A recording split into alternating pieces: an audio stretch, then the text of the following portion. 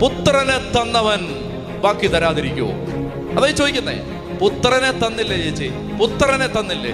ചങ്കില് ചേർത്ത് വെച്ച പുത്രനെ കുരിശിൽ തറച്ച് കൊല്ലാൻ തന്നില്ലേ? ആ പുത്രനെ തന്നവൻ ഈ ജോലി തരാതിരിക്കുവോ? ഈ കടം മാറ്റി തരാതിരിക്കുവോ?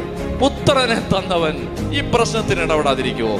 പുത്രനെ തന്നവൻ ഈ ഭാരം എടുത്തു മാറ്റാതിരിക്കുവോ? പുത്രനെ തന്നവൻ ഈ ചെങ്ങല അഴിക്കാതിരിക്കുവോ? വിശ്വസിക്ക്, കർത്താവിന്റെ കൂടെ ഉണ്ട്. അത് വിശ്വസിക്ക്.